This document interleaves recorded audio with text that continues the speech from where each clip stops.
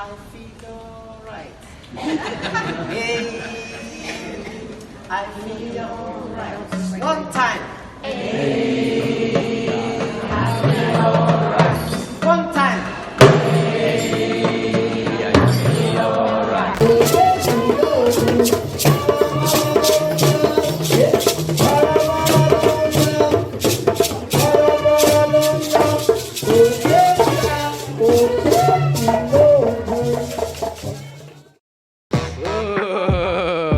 I used to drop drum jazzy. Now let's go, Mr. Culture. Say let's make it a big deal.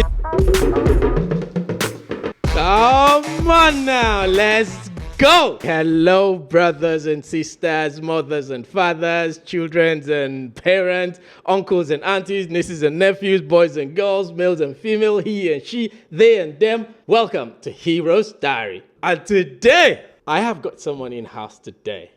Oh God. When they talk about culture, have you seen Africa? You think you know what Africa is? Today you will know Africa. Today you will see Africa. Don't mind that little thingy at the beginning, but right here we're going to go really into it. I am feeling the flow. The thing is coming from somewhere. Hey, without further ado, Mr. Ayan De Culture. What's up, my brother? Yeah, I'm pretty okay. I'm very well. So, I'm cool. Cool. Of course you're cool. Don't be cool because you're sounding cool because we know your vibe. We know your vibration. We know everything you're bringing to this world, to this part of the world. Yeah. Everything about us that you're selling to the world. Bros, who are you? Well, my name is Anyowole Anyontola, popularly known as Ayan De First, Mr. Culture. Well, I was born to drummers family. Yeah. And this has started from my great grandfather. He passed it on to my grandfather. My grandfather passed it on to me, and my dad.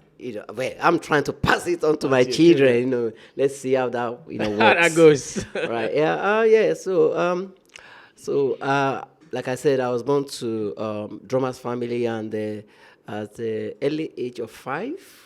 So I started, performing with my dad and my uncles. So then my dad actually made me that tiny drum. Right. So, and I was kind of just banging it like on and off, the beat and things like that. So, so as I was growing up, it became apparent that I was destined, to become great man, a man that will shake the world, that will perform in front of kings and queens. Oh my God. So then, my dad really tried his hardest to make sure that, I didn't deviate, from, what he was doing. Because he used to tell me that whatever you do, I want you to carry on my grandfather's the heritage. Yes, the heritage. So when I started my primary school, I don't want to tell you the year now, so don't worry about that. Are you a bros? Are you a grandpa? Are you a grandfather? Nah. Okay, so anytime I came back from school, so my dad would have been performing somewhere. As soon as I came back, my mom would tell me that, just put your notebook somewhere and go and join your dad and your uncles where they were performing. And I'll do that. So anyway, when I finished my primary school, so anytime I listen to albums of King Sunny Ade, Chief Ebenezer Obey, late Barrister Ade, so I used to, say to myself, what the talking drummers were playing in that album, I can do the same thing. So anyway, so then when I started my secondary school, I was still joining my uncles, my dad, wherever they were performing. But one day, something just struck my mind that, talking drum is a very powerful musical instrument. However, how many people know about it in Western world?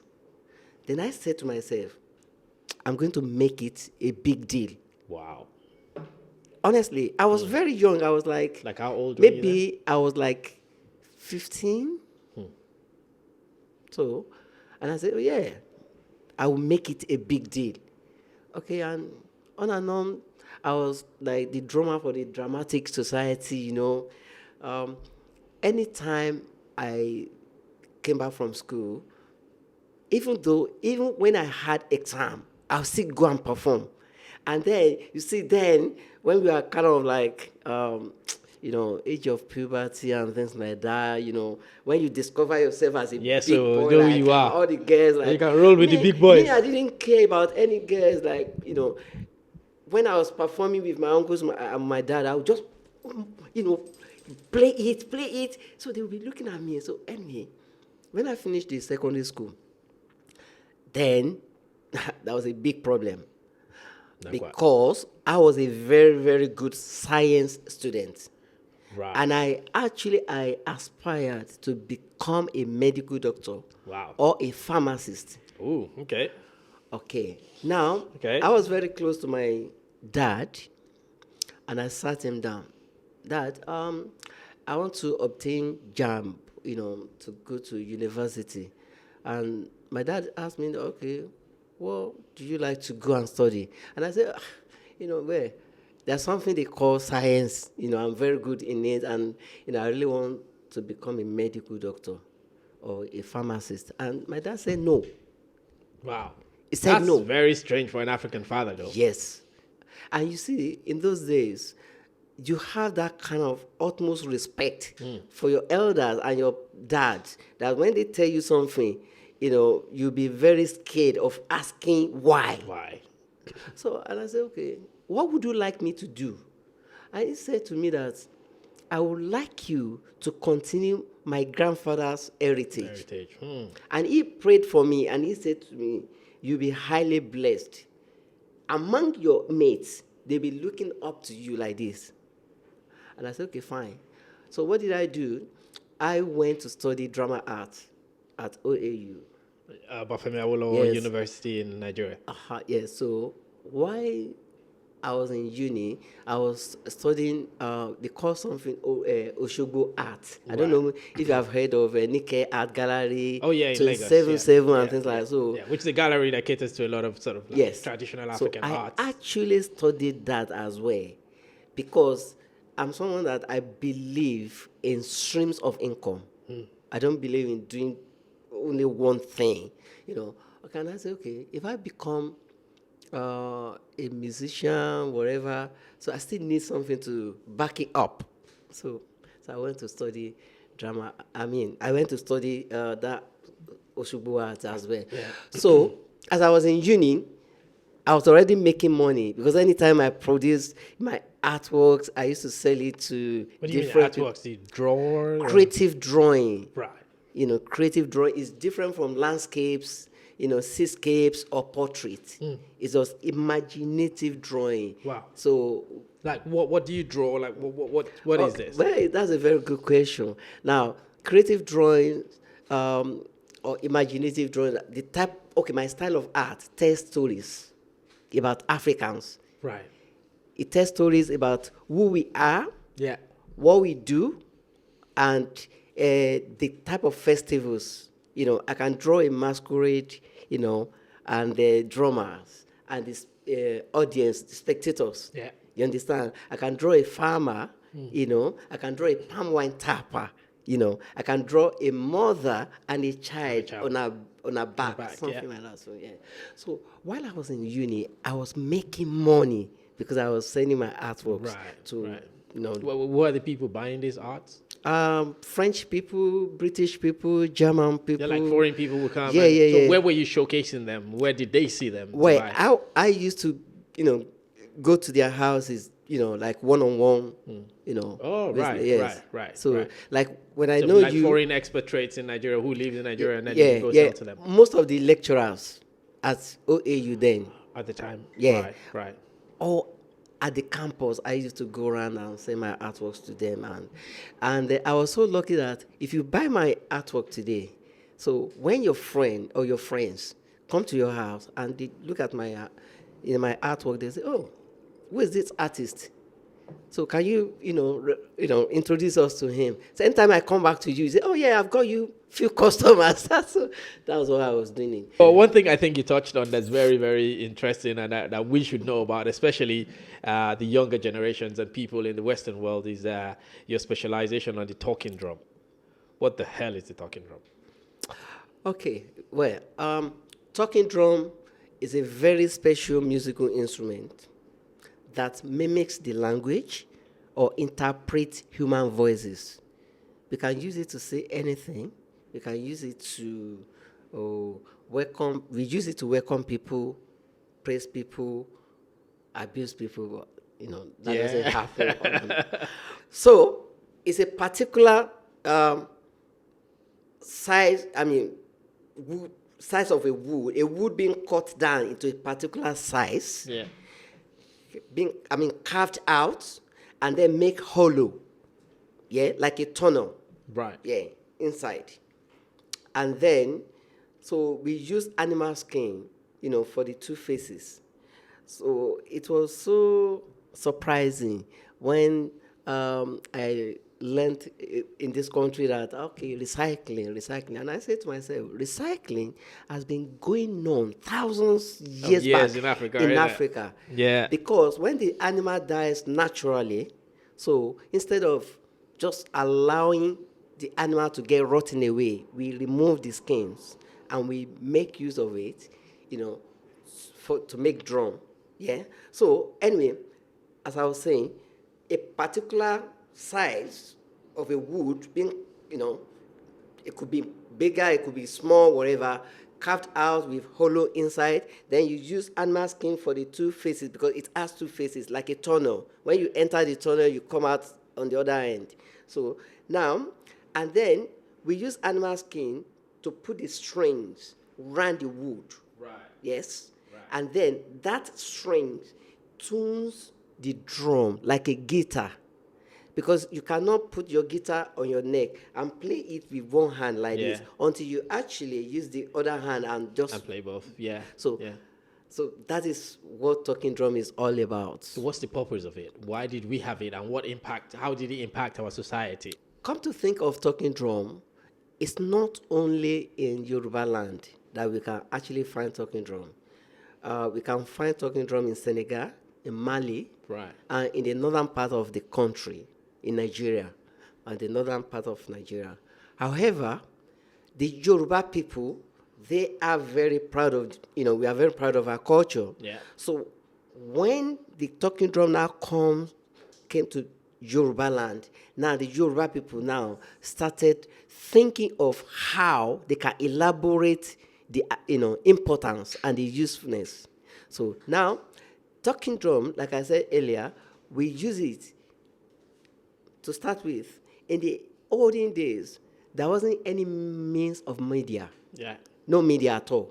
So anytime the queens and the kings has any messages for the town, for the inhabitants or citizens of that vicinity, so they used to invite the talking drummer and the town crier.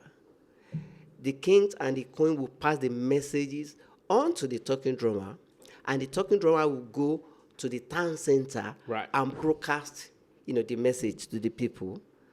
Wait. So the talking drum will communicate the message to the town crier? No. The talking drummer and the town crier. Yeah. So the king and the queen, they will, pass the message or the messages on to both of them. Okay. But the talking drummer will now go with the town crier to the town center. The importance of having the town crier with them is just to create awareness. Right. Because the town crier will play the gong and all that to attract attention. To seek attention of the people, and people will come, and the talking drummer will start passing on the messages on to the people. Right. So that's one. So wait, the talking drummer will talk the drum. That's and then right. the people will understand what the drum is saying. Of course, yes. Because if I say something with my drum today, you don't know what I'm saying with my drum. Yeah. But the people around you, they know, they can understand what the talking drum is talking about. Right. And they echo it. So that means you've heard Yeah. isn't it? Yeah. And the talking drummer play it tomorrow, people echo it again, you hear. So next time the talking drummer play it, you will understand. Right. Does that make any sense? Right. All right. Right. So that was how the kings and the coins used to pass the messages to the village. So when I was talking about talking drum years back, I said talking drum was the BBC of the year. Wow.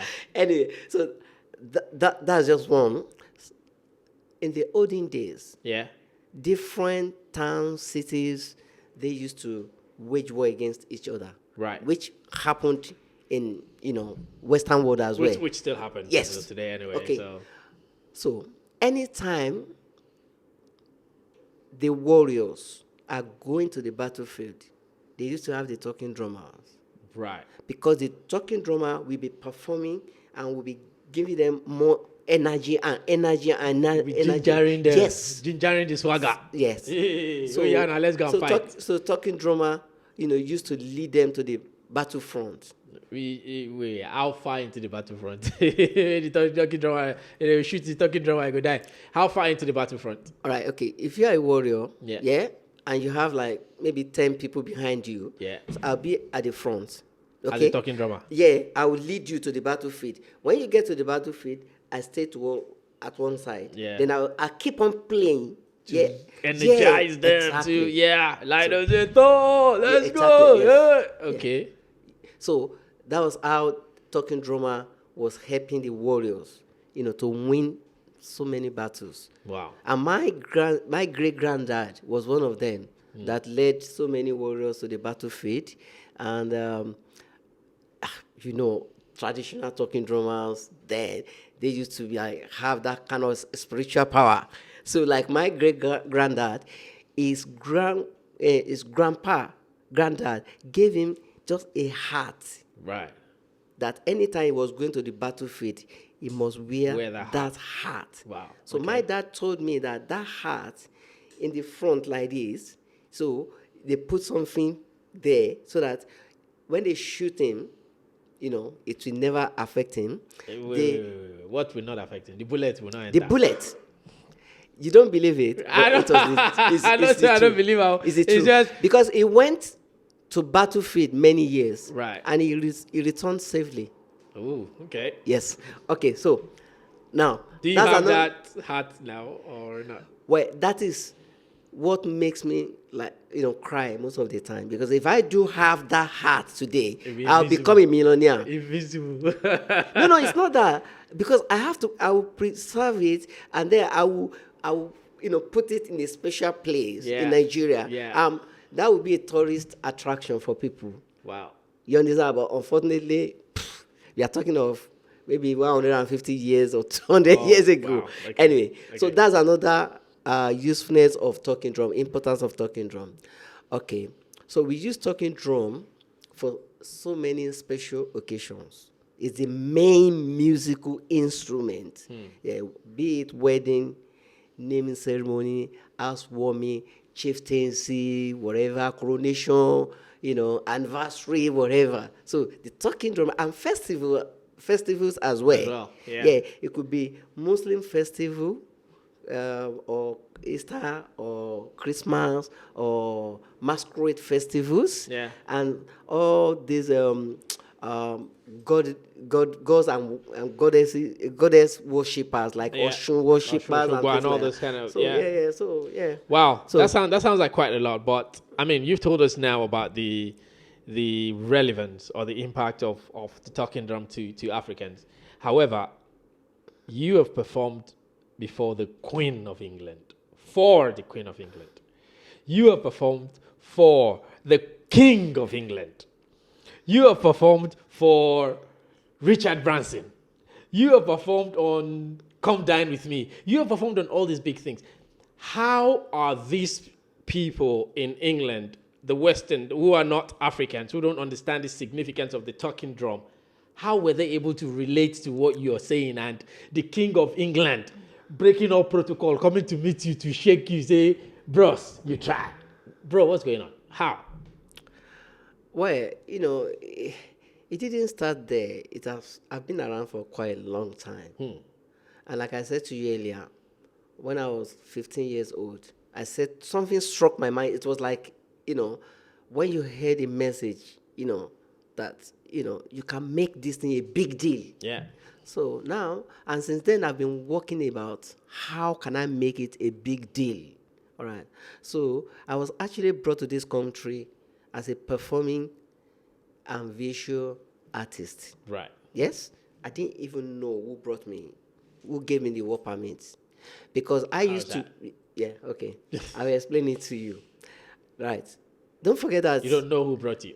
Listen, don't forget that I told you that I was selling my artworks to Yes. different nationals. Yes. Okay. So there was a particular lady at German Cultural Center. Wow. In Victoria Island in Lagos. Ikoyi. She's late now. May her soul rest in peace. So she was a German. She likes me so much and like my artworks. Wow. And she was processing how I can travel out of the country. So anyway, Anyway, one way or the other, I got a work permit to come and work. Through this woman. Yeah. Wow. As a performing and visual artist, and I was in northwest of England, in Manchester. So I used to work in Cheshire, Lancashire, Yorkshire, from one school to another.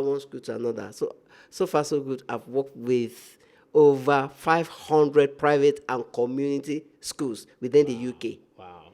Teaching them arts of Africa. So, and I didn't relent. Yeah, I relocated to London. Okay, when I got to London, When was this? Sorry? When was that? That was 1993. How many of you were born there? Anyway, so when I came to London. Well, you relocated to London 1993. Yes. So wow, bro. now, hello, bro. No. Anyway, that's been a long time. So when I got to London, I realized that there was no resident live band. Yeah. So unless the musicians came from Nigeria, then there's some talented people. They are very good in playing guitar, in singing. So we started to form a band. Yes, and then we started the live band in London. Okay, I did not relent there. But one day before we started the band, when I came to London, like maybe a month or 6 weeks after, I was out of pocket. I was completely broke. And I had on that day £1, 70 pence on me.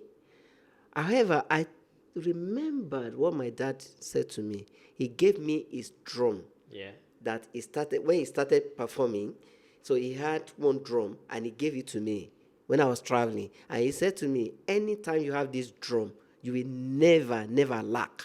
Wow.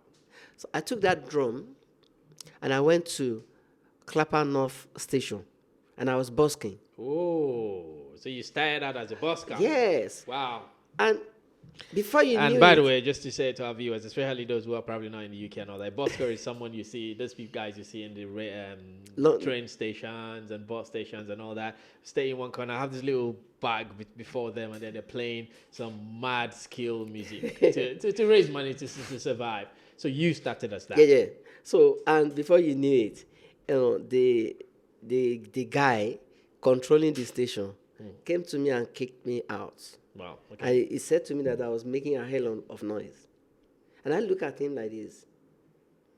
You don't know who you are dealing with. Hey, and I said to my God. You know who I be. And I said to my God, oh, Almighty God, I've just been kicked out of London underground. Wow. I'm praying to you to help me to perform at different high places. Different, very VIPs. And what followed that, I was invited to perform at Labour Party campaign. Wait, how did that happen? So from being kicked out of an underground station where you're busking, how did you get that transformation to being invited to come and perform with Labour Party dignitaries? Because then people have known me. So anytime they are doing anything, any occasion, they used to invite me to come and perform. So one late Councillor Shitu in Sodok. So she was member of Labour Party, and then she recommended my service to Harriet Hammond, former deputy Labour leader. Okay.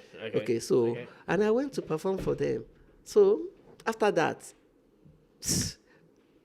I just, my phone just went over and said, oh, yeah, okay, yeah, I'm calling from Virgin Atlantic, Airways. Yeah, are you available so day? Now we're getting on to the biggie. Can you come and perform, during the inauguration of the first flight from Lagos? I mean, from London Heathrow to Lagos. Wow. And I said, okay, yeah. All right, okay, let's talk. Then we had like an agreement. Then I went to perform for Sir Richard Branson. Ooh. So, tell us about that experience. How did that go down? What was Sir Branson like? What's that man like? We all know he's this big money man. He is very friendly, because when he came around on the day and, they introduced me, because he didn't contact me, don't forget. Yeah. Yes. Yeah. So, and the guy that contacted me, introduced me, oh, this is Mr. Culture, okay. And then we shook hands. Then I took him around my artist. So this is Mr. Femi, this is Mr. Ayantola, this is Mr. You understand? So it was so friendly. And after that, he went and changed into, traditional outfits. Come on now. So I was playing for him. Like you were dancing when I was performing, then he was dancing. So I was the first person to enter Virgin Atlantic flight, the first one that went to left. Lagos. Yeah. From London to Lagos. Yes. So, however, when you just go to Heathrow Airport and you just check in and just travel like that, you don't know that there is life in that airport. When you go to VIP lounge at Heathrow Airport, then you. So, anyway. Wait. So, what happens at VIP lounge? What are we going to see there? Because you cannot possibly go there. You need to take your passport. Number one, and when you go there, VIP lounge, you see is a complete different, environment or whatever. And all this kind of stuff. Yes. And because only billionaires, multi-millionaires go there. Big boys. Yeah, that's the word. So anyway, so that's how things are just escalating. So after performance for Richard Branson back in 2001. So following that, Golden Jubilee celebration. Yeah. So after that, you performed for the Queen of England. No. After Sir Richard Branson's, performance for him, so then I got, invited to come and perform during the Golden Jubilee celebration Of Our late Majesty. Yeah, that's what I'm saying. The Queen of England. Yeah. Okay. And the royal family. So wait, was it off the back of that, or were there other things you did that got you that call? Say, Ross, come and perform for the Golden Jubilee. Was it just that? Well, I would just say that everything is in line with your destiny. Right. And if you are someone that is very passionate with what you do, me, I don't talk the talk. I like to walk the walk. Do the do. Yes. Oh shit. So baddest. If you invite me to perform at your birthday party, I will try my best possible to make sure that you are satisfied. I don't care how much you give me. As long as I agree to do anything, I will do it wholeheartedly. Wow. And that has been giving me return customers and things like that. And so from word of mouth and stuff like that. So people always recommend me. That's one core principle there. If you're watching, man, that's what core success principle from the Mr. Culture. So know that. And give your all. Give 110% each time. Regardless of how much you pay, you got to sell yourself. Because you never know who's watching. Exactly. And that was how I, ended up at Buckingham Palace. Tell us about that. Tell us about that experience at Buckingham Palace. That's one we would love to be, Well, I was invited to perform. Firstly, we performed at the Ma. You know Ma? Yeah. The Ma. Okay. Yeah. So, and we are performing, like we call it a processional performance. Right. When you are walking and you are performing. So in a procession. So anyway, so when we got to the Queen, and late Prince Philip, all the royal family. So I didn't know what happened. Everybody, all the other bands they've been performing, they just go like that. Perform and And go. when he got there, the our late Majesty and the royal family, they were kind of applauding us. I didn't know how that happened. I'm telling you. So I think it has got to do with your destiny. If you are destined to be like, right. recognized or famous or whatever. So Right, that's a very interesting one that you bring up, because this is Hero's Diary, and we tend to bring people who come and talk about success, and generally everybody's talking about success. And what we realize that everybody has different approach to success. What I seem to get from you a lot more is the fact that success is more about destiny, that you're predestined to become this thing. First of all, is that because of your African orientation? And secondly, how do you know your destiny? well, it has something to do with your destiny, but not only that. Hard work, passion, endurance, patience, perseverance, and many other things. Yeah? Because when you combine all together, then it will make you, to be yourself, like, yeah, whatever you want to do, then you do it wholeheartedly. So that's it. So because you're destined to be this certain global figure, does not mean you have to just relax and just No. and then make it happen. You No. still gotta put in the work, Yeah. be determined, all those ingredients. I'm a pretty much. critic. Yeah. I'm a critic. I don't criticize you. I don't criticize anybody. I criticize myself.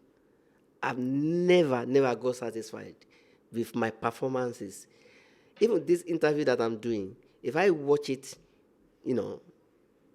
in future, Yeah. I was like, oh, no, I didn't say, what I was supposed to have said, So that kind of flame Yeah. is in me, burning. You understand? And that's just all about it, really. Wow. And I have confidence as well. Confidence. That's another thing. You have to be confident in whatever you are doing. If you are not confident, you cannot really get to a greater height. So you gotta believe in what you're doing. Yes, now. Yes. What if you fail too much to believe? If there's some people, If some you people fail are going to through believe- stuff. if You you want to fail- be, it's not No. happening, it's not happening. If How do you believe? Listen, when you fail to believe, it will be very hard for you to be successful in life. You have to have that kind of belief. If you're a striker, you are playing football, you're a striker, they put you in, up front to go and score the goal. There are, maybe four, even before you get to there, maybe the midfielder will want to stop you. When you pass through them, you get to the defenders. They want to stop you from scoring the goal. Yeah? You pass through them, there's a goalkeeper who wants to stop you from scoring the goal. But no, you believe that I'm going to score a goal, and you will score it. Yeah, it's basically That's confidence. It's basically saying, I think more than confidence, what you're alluding to is still destiny. So you have to have this deep inner conviction that this is what you're meant for. Yeah, this is maybe what you're doing. mentally, the way, I don't know. Yeah. I tell you one thing. Yeah. Okay, I was contracted to perform for Oxfam. And then there was this event at Trafalgar Square. So late Momolam, Okay. former another island secretary. Okay. So she was, just making a speech. So, and I said to myself, I've come here to perform. I don't think that maybe anybody will recognize me. So as she was going to make a speech, I just played my drum to escort her there. Before you knew it, I was on BBC News that night. So, and another thing, when I performed for His Majesty the King, King Charles III, at St. James's Palace. Yeah.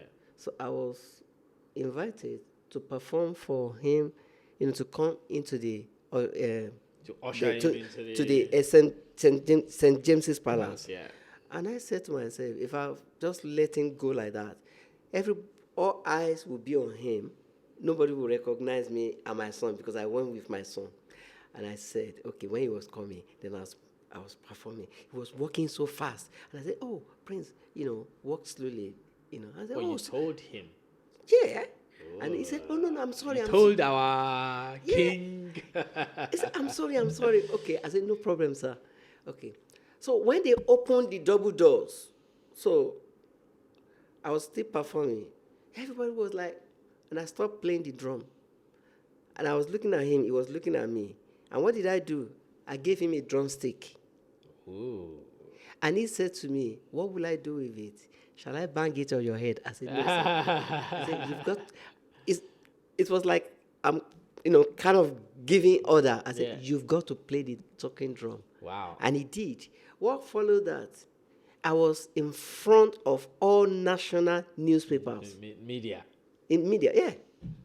And it was all on all British, TV channels. Wow. How was that experience? What did that do to you, basically? Where did that take you after performing at that highest level? Yeah, it keeps me going. It keeps me going because I'm not where, I'm really targeting. I want to perform at number 10 Downing Street. Yeah.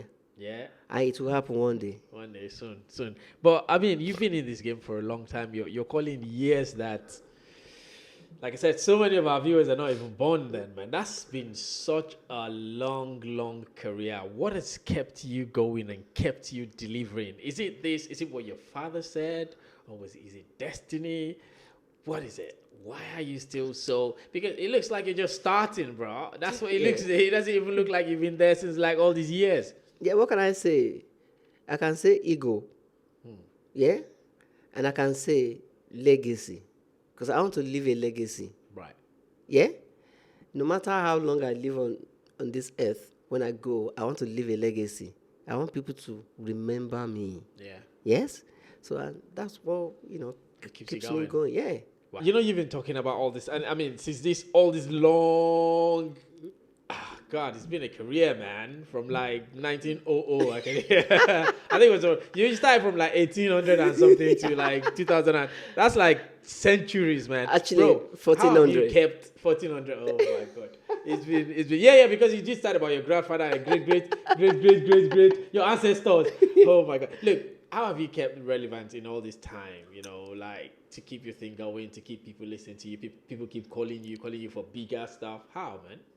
Yeah, it's just like it has got to do with legacy. Yeah. And then that kind of belief that when I go out there to perform, I want to make sure that everybody enjoy my performance. Yeah. I might not do it because I'm very hard on myself. I criticize myself a lot. So, however, I want to try my possible best, to make sure that I do what, I'm capable of doing. Yeah. So that has given me an edge. And people always recommend me, to many people. Oh yeah, it's the one. So, I went to perform for the CEO of London Heathrow Airport. Wow. Yeah, last month. So. Is it Nigeria? No. Oh. You are talking of Gatwick. The CEO of London Heathrow Airport is a British man. So why did you go and perform for it? Why did it get you to perform for it? Look, many Nigerians, many Africans, many people, they don't, because I'm a very humble person, they don't know who I am. But out there, people always rate me. Know. Yeah. So I went to perform, for them during the Black History Month in 2019. And I did, I gave them like a mouth-watering, Baddest time. A show. Baddest. Oh, shit. Now, and they brought us back. Talking about performance and all this thing, Afrobeat is taking over the world, which is Nigerian hip-hop music, pretty much. It's taking over the world. Shout out Wizkid, shout out Burna Boy, shout out Rema, shout out all these guys. They're killing it out there. And this feels like the new way we're selling Africa to the world. How do you think Talking drum and all this is going to fit into that? And how do you feel you're going to fit into the new? Because the culture now is young people, and young youth culture is not talking drum. How is this going to work? How do you want to make this blend? Why? People don't, some people don't, like one of our guys, a Nigerian Yoruba guy, one of our guys in entertainment industry. I'm really sorry to say this. He was chatting shit, giving Mike the credit that was supposed to be given to me. He was giving it to Don Jazzy. I was the one that initiated talking drum to Afrobeat when I played on Ijoya by Weird MC. Right. Lyrics, Lori Gongon. Lyrics, you Lori. performed on that? I'm the one that played it. Ah. And this guy was chatting shit, say Don Jazzy was using keyboard to play. How possible is that? I'm the one that initiated the talking drum on Afrobeat. And what happens now? Adekunle Gold uses talking drum. Burna Boy uses talking drum. Yeah.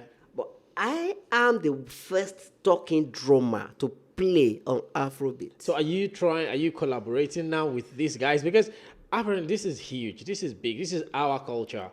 And in terms of selling our culture to the world, we got to move with the times.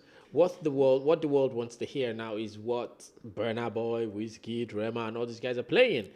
Are you seeing any sort of collaboration with hip hop artists, with Afrobeat artists, with guys to make this a bit more accessible to the coming generation? Because, okay, you played for the Queen and the King, but what about the young guys? What about the guys who were trooping O2, the 60,000 people who were going to the O2 Arena to listen to Wizkid scatter the ground and Burna, we're going to go, all this kind of stuff. How is talking drum going to influence or be a part of these guys?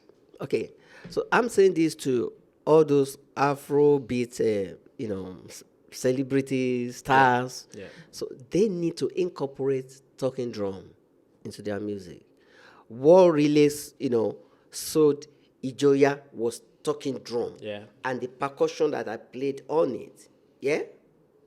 And after people realized that, because Ijoya was like, it's hit like anything in Nigeria. Yeah. So everybody was playing lyrics, Lori Gongo. But nobody knows me. Like, I don't want to mention the guy's name. He's one of those, popular guys, saying, Don Jazzy play.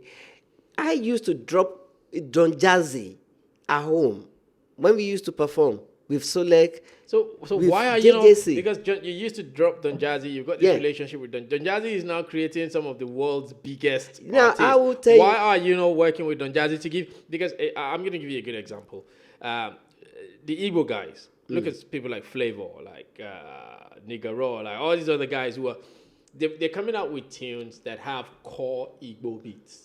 When you listen to all these, the lion is here, it's very, very cultural. It has a lot of, I'm not the best with music, forgive me, but it has a lot of Igbo instrumentals and stuff like that. Why are we not having that? Are you trying in any way to infuse these beats into contemporary, what I mean contemporary, like Afrobeat, which is what is selling right now? Talk of promoting our culture. You can promote our culture in different ways. Most of these, for example, do you know about TEDx Houston? TEDx Houston. Well, TEDx Talks is in December, TEDx everywhere. They call it TEDx Houston, Okay. So anyway, I was invited to come and perform, and Adekunle Gold was invited, to just, talk about himself. And then, before that time, I was invited to come and rehearse with Adekunle Gold because he didn't bring his talking drummer from Nigeria. So, anyway, we couldn't rehearse on the day because we couldn't get a guitarist. Following that, his manager now saw me on the day. I wanted to go and say hello to Adekunle Gold. She was like, I said, okay, my God, okay, fine, no problem. Do you get what I'm saying? Yeah. So let them do whatever they want to do. Me, if anybody wants to do anything with me, my door is open to anyone. Yeah? It's like Don Jazzy. I'm just waiting for Don Jazzy. What's the other guys that sing Make I Tell Them the Coco? The bunch. The bunch. I'm waiting for them to meet them one-on-one again.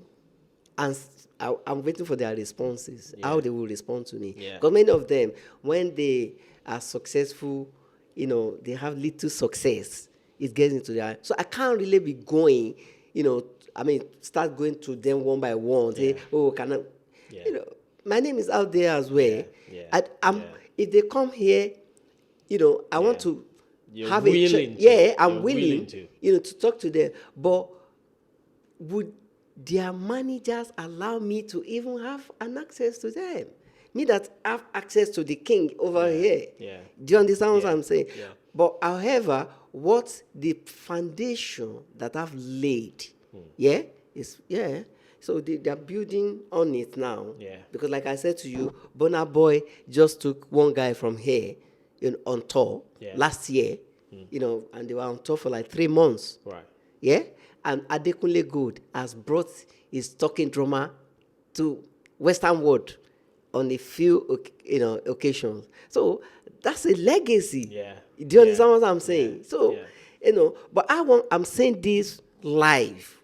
I want everybody to know I am the one that played talking drum, on Ijoya by Weird MC. Because one guy was giving my credit to Don Jazzy. Don Jazzy only played the, keyboard, and Don Jazzy was a co-producer. He was not the main producer. The main producer, yeah. If we can find a way to infuse our traditional African beats, this is stuff of our great-grandfathers. This is stuff that means a lot to us. But find a way to infuse it into what is selling right now, what the world wants to listen to, and how we can bang it with the banging Afrobeat tunes and sell it to the world. That would be like USP for them. Yeah. Unique selling points. Yeah. Because when you incorporate other things, into what you are doing, it gives you like an edge. It gives you recognition. So I'm willing to perform for anybody that wants to work with me. That's fine. They're welcome. Yeah, that's they're it. welcome. And you're the first in saying it. Culture, you want to work, you want to find a way to incorporate these banging Nigerian traditional African tunes into, sell it and to I'm the the world. real deal. I'm the real deal. You're the baddest. Honestly, I am, because I've got that kind of... You're the timeless. You're the timeless. All that timeless. That video is going on about timeless. So this is the timeless. Yes, that's right. That's really good. What's the plan? Where are you going with this? Where do you see this yourself? I know I've said it about mixing with Afrobeats and all that, but for you, where do you see this going? What's the future? Okay, now, when I sat down about what I do, and I said to myself, okay, I need to leave a legacy. Yeah. All right, so what do I have to do? Then I thought about so many Africans, millions of Africans in United Kingdom. Then I asked myself a question. Where is the meeting point? At least once in a year. I can't find any. Then I started, a cultural event called African Cultural Gala Night, to bring Africans together, to felicitate, network, socialize, and, just merry together. And then I did that 2019, the COVID started, okay, we stopped. We came back last year, it was a top-notch event. Because this event, includes diplomats, eminent personalities, elites, professors, doctors, and things like that. So I've got an annual cultural night, which is coming up on October 6th of October, this year again. Okay. Where is that? At Decorium in Wood Green. Right. N226UH. Yeah. So so that cultural night, that I'm doing is a legacy because look at Notting Hill Carnival. Yeah. It started somewhere. Yeah. So we Africans, we need to make this a big deal as well. African Cultural Gala Night UK. Let's make it a big deal. Super amazing. Okay, so on a last note now, let's hear you give us some interesting words of encouragement, of advice, of there's a lot of young people out there. There's people who want to be where you are, or even if we just want to achieve what they want to achieve. You've been through the ranks. You've achieved. You've played in the biggest. I mean, if you play for the Queen and King of England, I don't know where else you can go after that, because even number 10 is kind of below that. I know. You know what I mean? But for their chosen field, these young boys and girls all over the world, in Africa and all these places, what are you going to say to them and how to achieve their dreams? Okay. What I will say to them is, number one, they must have a mentor. You must look up to someone that I want to be like this one in the nearest future. Also, don't believe that you want to live an ordinary lifestyle, like you just want to be a random person. Why can't you be extraordinary? Why can't you do something that will expose you out there in a good way? Yes? So, and also, you must be thinking about your future, not just today. And I always say to my children, the way you see life is not like that. Because all the young ones, they see life as very easy things. Life is very difficult. So you need to, you have to have what is called ambition. Then you work towards that ambition, and then you listen to your dad, to your mom, Elders. Listen to your elders. So listen to your elders. Young people of nowadays. Hey. If you have any questions or you want them to encourage to advise you, so build a relationship with your parents. Don't deviate, because when you leave your parents, you take them as like strangers or whatever. Then you have other people out there that will mislead you. Yeah. So that's my dad changed my career, and I'm still praying for him to have done so. Yes. Whew. It's unbelievable. Yes, so big, strong words from Ayan De First, Mr. Culture himself, selling Africa to the world. Like I said in the beginning, if you want to know Africa, if you don't know Africa, now you know. Then just before we go, please, you can echo Go for it, Bruce. Like, I want everybody to please buy your ticket on Eventbrite. When you type African Cultural Gala Night 2023, then you said that's in October, isn't it? 6th of October. 6th of October. Hopefully you're watching it before then. 6th of October. Yeah. So yes, please, Eventbrite, 6th of October. I will be there. Yours truly will be there.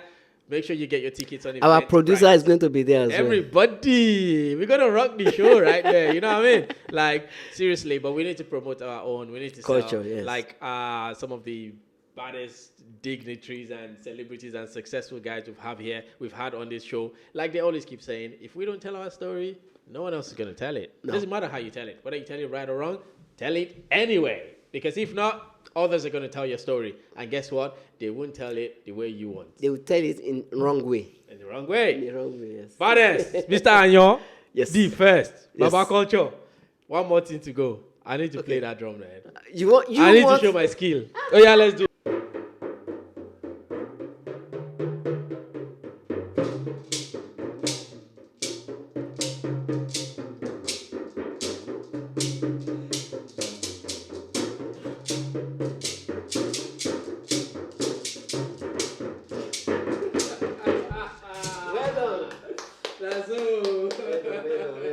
Because I give that to you, because this is your very first time to handle the talking. No, I'll take lessons. I'll take lessons. Yeah, I'm going to get it. Thank you so much. Ayan De First. Thank you so much. I really appreciate you coming on this, man.